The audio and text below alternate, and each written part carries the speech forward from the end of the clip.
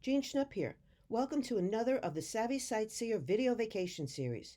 This time I will take you on a journey not to where I've been, but to where I'd like to go. Everyone has a bucket list of things you'd like to do when the time is right and you can afford it and circumstances make it possible. My list, of course, involves travel. This new series will flesh out the places on my list, so when it comes to going, I'm all set. I will know more about the place and why it interests me, so I can be on the next plane out with my list of not to miss sights. One place I've wanted to go to for a long time is New Zealand. I have many friends who have been and loved every minute of it, and very kindly gave me permission to use their pictures in this program. Mainly, I've balked at the amount of flying. About 20 hours when you factor in layover and airport wait times from New York. But in doing some extra research, I've found that it can be mitigated with careful planning of layover points. Cost is another factor, but I've now accumulated enough miles to fly round trip for a pittance. So then it's on to planning more about what I would like to do and see there, and I've definitely found a gem of a destination. New Zealand identifies itself as the youngest country on Earth, since it was the last major landmass to be discovered. 2 islands, simply named North and South, along with about 600 small islands, comprise the country of nearly 5 million people. While the island nation is relatively small, roughly the size of the state of Colorado, it is packed with geological, geographical, and cultural diversity. The 2 main islands have very different personalities. The north is more populated, with nearly 3/4 of all of the residents, though it is smaller than its southern sisters. North Island has milder temperatures that are fueled by geothermal and volcanic sources, while South Island is more rugged, dotted with fjords, and home to the Southern Alps. Because they are so different, this program focuses just on the North Island, or Northland. Check back at another time for a Savvy Sightseer video vacation to the South Island. The Dutch were the first Europeans to sight the island in 1642 and officially put it on the map, though the captain and cartographer Abel Tasman never actually stepped on land. He christened it New Zealand after a province in the Netherlands called Zeeland, or Sealand. The honor of going ashore later went to Captain James Cook in 1769, and he promptly claimed the territory in the name of King George III. Cook quickly learned, though, that it was not uninhabited. The Maori tribes from Polynesia had moved in hundreds of years earlier. They had a different name for their homeland, Aotearoa, meaning land of the long white cloud. European settlers started coming in force in the 1800s, and today the Maori make up only about 17% of the country's overall population. The Pakaihe, or European heritage New Zealanders, account for nearly 80%. Currently, a movement is underway to restore more of the Maori heritage and language, with major companies like communications giant Vodafone replacing NZ in their corporate name with the Maori country name. Both Maori and English is spoken in New Zealand, but the latter sounds very different from typical British. For mystery crime drama fans, a fun way to get an ear for the accent is to watch one of the region's very popular series called Broken Wood Mysteries, which you can get from the library. Since you can already tell I'm absolutely awful at Maori, I'll put most of the true language names on the slides, and instead we'll use the translated versions in the program. Come along with me now to check out the North Island and see if you agree that I'm right to put this at the very top of my bucket list. We're going to start in Auckland, the largest city of the North Island. It's considered a city of volcanoes, given it's built over the dormant remains of about 50 of them. Some city roads are paved and historic buildings built with what was then a plentiful product, volcanic basalt lava stones. The city's main drag is Queen Street, where ultra-modern buildings share space with ones that were built in the Victorian era. One of the famous longtime residents who roamed these streets was Sir Edmund Hillary, mountaineer who died in Auckland in 2008. Auckland did a brief stint as the island nation's capital. In 1841, New Zealand's first governor, William Hobson, established it as the colony's capital. naming it after his former commander, Lord Auckland, then Viceroy of India. It was actually the fledgling nation's second capital in less than a year, taking the honors away from a city farther north. Although the capital was again shifted farther south to the more central Wellington in 1865, Auckland has remained a major gateway to New Zealand and is a prosperous port city with a very busy international airport. Auckland lies on an isthmus. That's a short strip of land, just over a mile long, connecting two larger bodies of land with water on either side. On Auckland's east is the South Pacific Ocean. The Tasman Sea is to its west.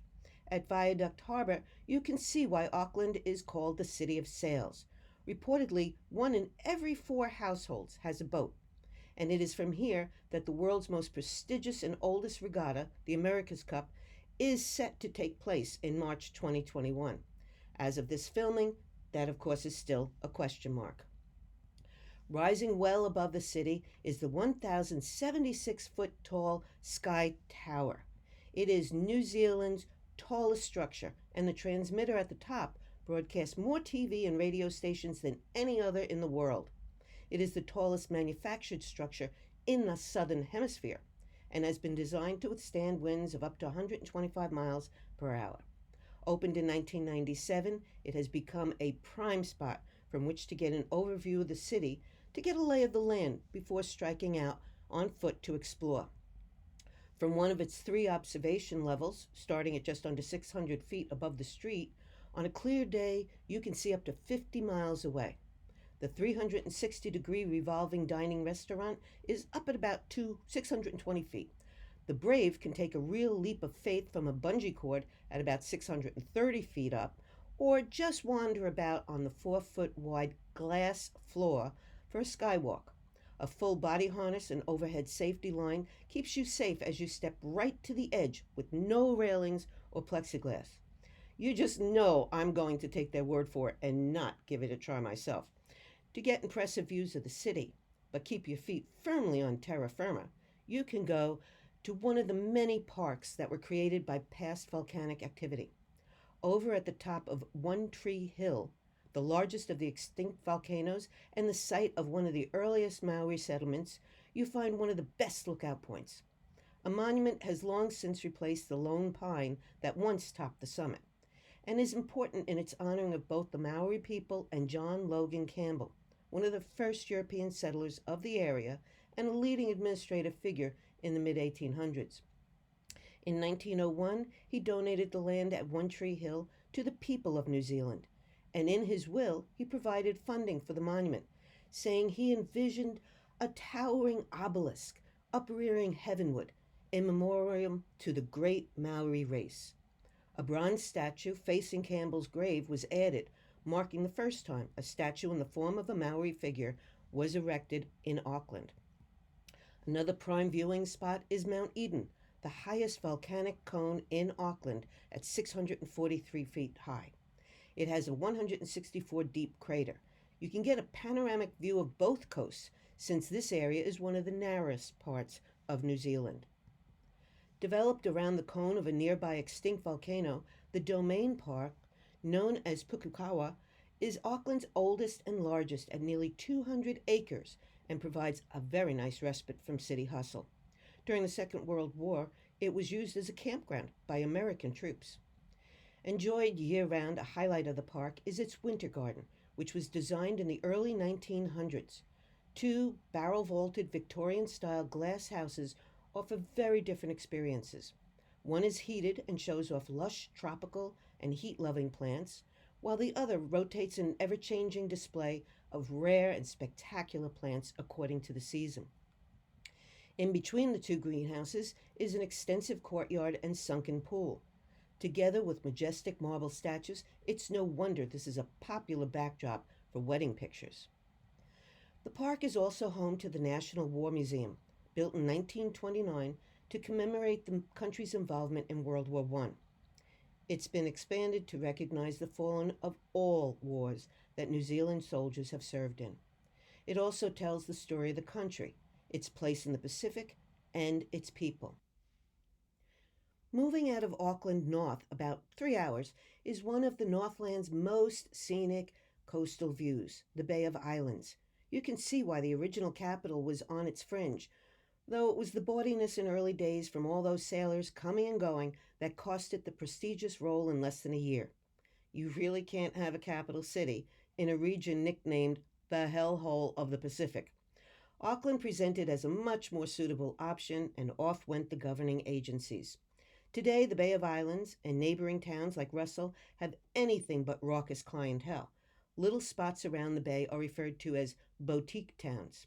There's about 150 isles that pepper the bay, an inlet of the South Pacific Ocean. Getting out on the water is a must here. Pods of dolphin, along with a wealth of marine wildlife escort tour boats out to Piercy Island, one of the most visited sites in the bay. What sets it apart is not just sheer cliffs that rise nearly 490 feet out of the sea, but rather a unique outcome from erosion that carved a spectacular 52-foot high hole right through it. Navigating the so-called hole in the rock is an especial delight for tourists and jet boaters alike. If you are very lucky, you might spot hiding out on or around one of the bay's small islands my favorite creature, the penguin, and an especially beautiful one at that, because these little guys are blue and are the world's smallest penguin, standing barely 1 foot tall and weighing in at about 2 pounds. They are vulnerable to several types of predators, so are rarely seen on land, and generally only come ashore under the cover of darkness as a tightly contained group called a raft for how they look packed together. Mainly they come ashore between May and June to breed in underground burrows, between rocks, or in caves. Typically, the blue penguins deliver 2 eggs, which are cared for equally by both mom and dad. The chicks hatch between September and December and weigh in at barely an ounce. Their plumage starts to go all brown at first and then turns to blue after their first molt, when they shed their baby feathers and develop a slate blue back with a white belly. Perfect camouflage for blending in against the lighter water as seen from below and the darker as seen from above. There's plenty to enjoy on land at the Bay of Islands as well. New Zealand's history changed dramatically at the Waitangi Treaty grounds. Hostilities had broken out between native Maori and European settlers to such an extent that in 1840, Captain William Hobson was dispatched to put an end to it. 50 Maori chiefs and representatives of the British Crown gathered to debate a proposed truce. Eventually, a treaty was signed by Maori leaders from around the island. It's been a contentious arrangement, though. Some believe the Maori were misled into thinking they'd be sharing equal rights with the settlers, and that they were leasing, not giving away their lands. The Treaty House is New Zealand's most visited historic building, which had been the home of James Busby, Britain's assigned jurist in New Zealand, who was instrumental in writing the final treaty. This House of Assembly is a beautifully carved meeting place that was added to the grounds in 1940 to mark the centenary of the signing of the treaty. It reflects the Maori stories and carving styles of iwi, or tribes from across the country. Performers demonstrate traditional weapons to explain how they were once used in battle, and along with each of the songs and live demonstrations is an explanation about the role of the song or action in history. Heading farther north onto the peninsula at Northland's tip is a sacred forest of kauri trees. These giants of the forest live for thousands of years, making them some of the world's oldest trees. The largest kauri tree in New Zealand, at 46 feet around and 167 feet tall, is Te Mahuta, seen here. It is rightly called the Lord of the Forest and is about 2,000 years old and still growing. The tree was named for a Maori god, the basis of their creation myth. He is said to have separated earth and sky and brought this world into being. He's also credited with creating the first humans, as well as decorating the heavens and bringing baskets of knowledge, wisdom, and understanding down from the sky to the people. But even at his lengthy age, the Mahuta is not the oldest. That would be Te Matua, and at somewhere between 2,500 and 3,000 years old, it is called the Father of the Forest.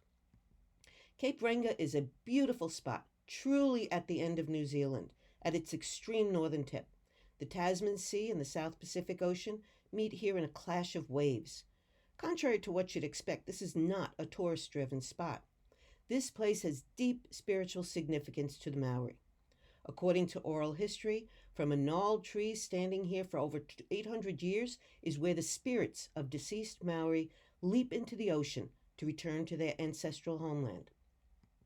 Completed in 1941, the Cape Reinga Lighthouse was the last watched lighthouse to be built in New Zealand. It became automated in 1987 and the keeper left.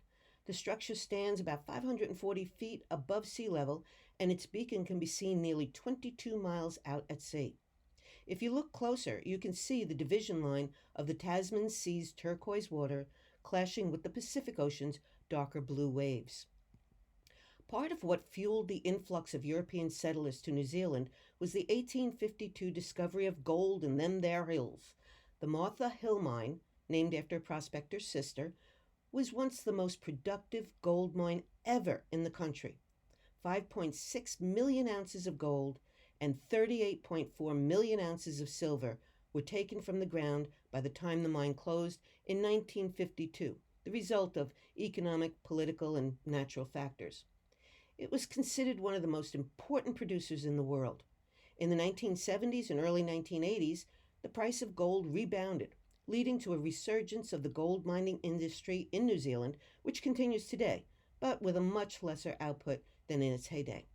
Nearby, we come to the region known as the Bay of Plenty, so deemed by Captain Cook in 1769 for its abundance of needed supplies and food. The city of Rotorua epitomizes the concept of plenty. There's a wild and diverse profusion of sights and things to do in what is considered the heart of the North Island. No matter what your interest is, you'll find it in Rotorua. Do you like geysers? They're here. Prefer lakes? Got 18 of them. Maybe your fancy is eerie, bubbling mud pits. Got you covered. Maori history? Check. Stunning street art? Check. Adorably cute tiny birds? Say hello to the kiwi. Want to throw yourself into a big plastic bubble and bounce your way down a hill? Zorbing was invented here. Rotorua is the volcanic heartland of New Zealand. According to legend, an ancient leader nearly froze to death climbing a nearby mountain when he called upon the gods to save him. His sisters, the goddesses of fire, sent fire demons to help him. These created a trail of volcanoes and an underground geothermal path that warmed him. Early exploring tribes from East Polynesia were drawn to the region by the plumes of white rising out of the land, and that's what prompted them to call it the land of the long white cloud. At the nearby town of Tipuia, volcanic activity can still be experienced today close up. Nicknamed a geothermal wonderland, the 150-acre park has boiling mud pools, silica terraces, and steaming geysers, including the Pohuta geyser, which can spurt up to more than 98 feet high. It is the largest geyser in the southern hemisphere and bursts into life up to 20 times a day. There is a price to pay to witness this awesome show by nature, though, and it's not just the park entry fee. A strong smell of sulfur pervades the area, which was first inhabited by the Maori in the 14th century. Tribes used the boiling volcanic pools for cooking and heating their houses, naturally by building their houses on the warm soil.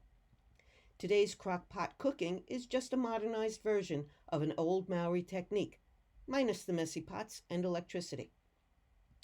One of Tipuia's greatest draws is its new Kiwi Conservation Center, where New Zealand's national symbol, the tiny kiwi bird, can be enjoyed in a specially lit environment. Kiwi are flightless birds endemic to New Zealand. At around the size of a domestic chicken, kiwi are by far the smallest living flightless birds. Oddly, they lay the largest egg in relation to their body size of any species of bird in the world. The association between the bird and people of New Zealand is so strong that the term kiwi is used all over the world to refer to the human residents as well. Rounding out the experience at Tipuia are demonstrations by traditional carvers and weavers at the National Arts and Crafts Institute Center. Maori art is based almost entirely on the human form, the body, and the spirit of their ancestors, which is ever present in their buildings. The center was set up in the 1963 to revive the dying art of native wood carving. On the shores of Rotorua is the iconic bathhouse, New Zealand's most photographed building. It was an early exercise in business and marketing by the newly created Department of Tourist and Health Resorts in 1907. The group decided to capitalize on the area's natural geologic attributes and hit on the idea of tempting wealthy Northern Hemisphere patrons to travel far from home to the Great South Seas Spa. Opening its doors in 1908, the bathhouse was designed along the lines of a European spa, with attractive half-timbered facades, gables, towers, a grand staircase, and luxurious treatment facilities. Doctors sent their patients halfway across the world to take the cure in the mineral-rich thermal springs for complaints like arthritis, lumbago, and rheumatism. At its height, the spa gave 60 to 80,000 baths annually, and about 30,000 special treatments. Some of those special treatments would seem somewhat bizarre today and included combining water and electricity in a way that you really shouldn't. This beautiful Elizabethan structure now houses a museum of art and history, an outstanding museum with multimedia displays and a wealth of artifacts that bring to life the story of the region's geography, history, and people. A great feature of the already beautiful building is the viewing platform on the roof that looks out over the surrounding government gardens and lake. On a much lighter note, and for a more rollicking experience, you can dive into a giant inflatable ball and go bouncing down a hill in the sport called zorbing. Reportedly, the idea came to a French architect in the 1970s, and although he got some patents for the design of something in which humans could mimic a hamster running around inside a plastic ball, it didn't catch on commercially. In the 1980s, a British group called the Dangerous Sports Club built a 75-foot sphere with 2 deck chairs inside to roll around in. It never gained the traction of another harebrained idea they'd had, the bungee jump, and so they dropped it. In 1994, 2 New Zealanders revived and improved on the concept and developed an inflatable plastic sphere. With clever marketing, this time the Zorb took off. There's even an aqua version. You can see a picture of a water zorber on the Spain page of my website. The sport is as much fun just to watch as I expect it is to tumble in. Art in New Zealand isn't relegated solely to museums. It's everywhere. These are just some of the dozens of murals scattered around Rotorua. According to the region's Lakes Council, public art as a way of enhancing the city's spaces and making them more vibrant and inviting is what they are supporting. Putting their money where their mouth is, in 2013, the council set a policy that 1% of its annual capital projects budget was to be set aside to fund public art. In addition to the murals, sculptures, and performances and even events have been sponsored. At the extreme southern tip of the North Island is the island country's national capital, Wellington, the southernmost capital in the world. And it's one where you have to hold on to your hat. As a matter of scientific fact, it is the windiest city on Earth with average speeds of up to 16 miles per hour. Between Wellington and the South Island is Cook Strait, about 14 miles wide at its narrowest. A ferry ride between the 2 islands takes about 3.5 hours. In addition to being the country's political capital, Wellington is also considered its cultural capital and has an abundance of museums. For a great view of the city and to get oriented, take a ride on the Wellington cable car. Fortunately, not one of those that dangles from cables, given that reputation for wind, but more the funicular railway tram kind that takes riders on an extraordinary trip up above the city. First proposed in 1889, work didn't start for another decade, and in 1902, the first ride took off. You get a hint, this isn't just your run-of-the-mill tram right from the starting base at Lambton Quay in the heart of the Wellington shopping district. The vibrant rainbow mural, finished in 2018, represents, according to the artist, the cable car as a magical, moving, connective path through the continuum of time from history to current day and beyond. It certainly does seem like a magical tour, as riders go up about 400 feet above the city in just 5 minutes. Along the way, it passes over 3 bridges and through 3 tunnels, 2 of them being an experience in themselves, brightening up the exteriors with intensive light shows that are colorful and pulsating. Each station on the route offers something different, from a playground at the Salamanca stop to the Clifton Street station's stunning mural depicting the transition of the cable car. The timeline depicted runs from about 1902 to 2016, transitioning from travelers in period dress in black and white to color, along with various changes in the cable car, which has been refurbished and modernized repeatedly over the years.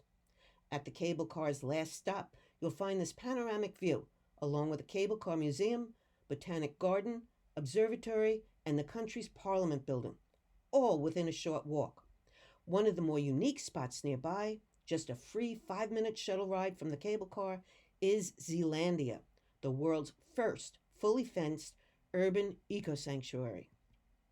Zealandia is truly a New Zealand-only experience, an ambitious conservation plan like in no other country.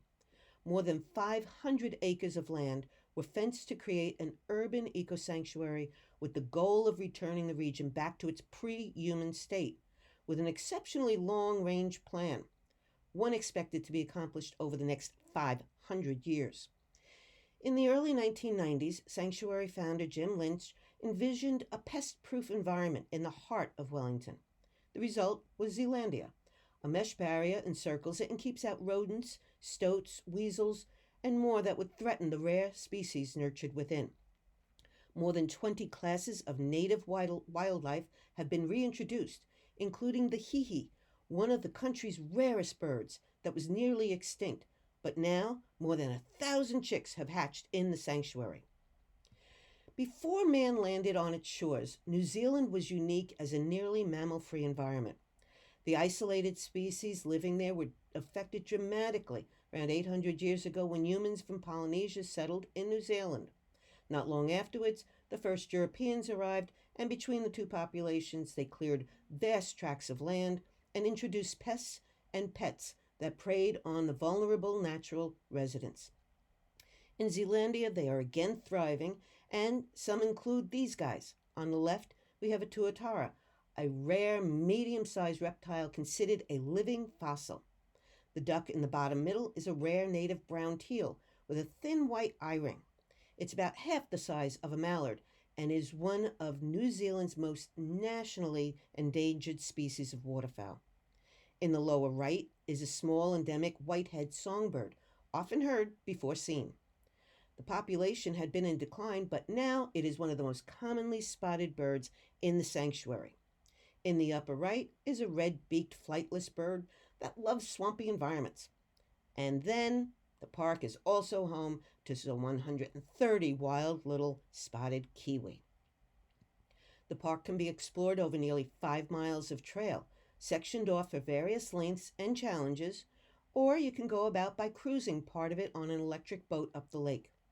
Named by Time magazine as one of the 100th greatest places in the world, the article states the sanctuary is a must-visit, pest-proof urban island and the closest you'll ever find to being in New Zealand before humans were here. Also garnering high marks from the travel industry is the Te Papa Museum in Wellington. Lonely Planet places it as one of their top 500 places on Earth, and it's also one of TripAdvisor's top 25 museums in the world. In a sprawling 6-story concrete building designed in 1998 to withstand a 1 in 2,000 year earthquake event, the country and its people's history are played out in dramatic multimedia and cutting-edge interactive exhibitions, from its geologic inception to modern day. The building itself is architecturally symbolic.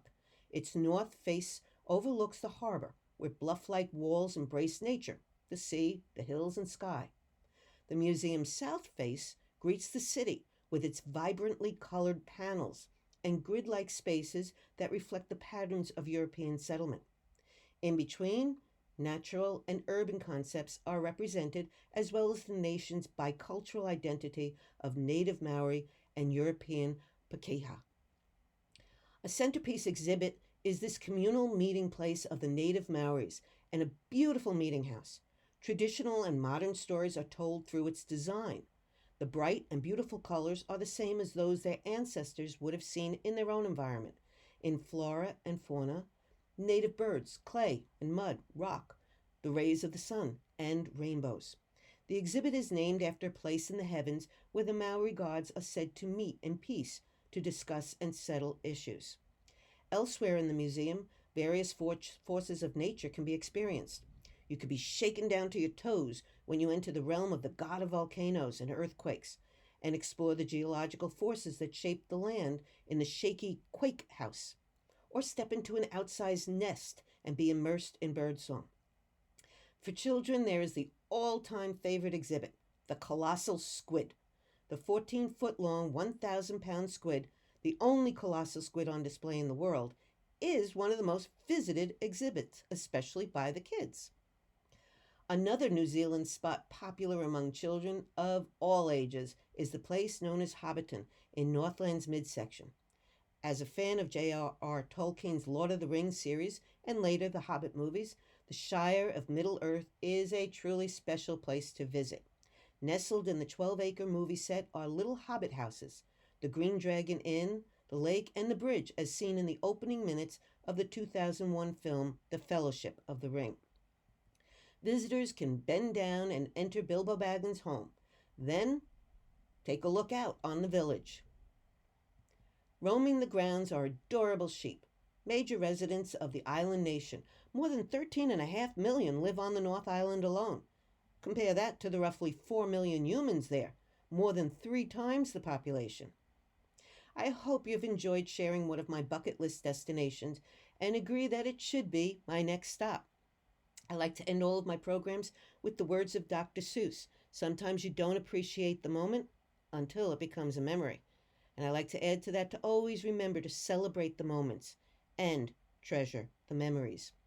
If you have any questions about this program, email me or use the contact page on my website.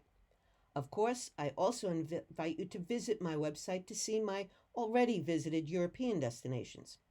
When libraries are again offering in-person presentations, you can check my programs tab to see where I'll be.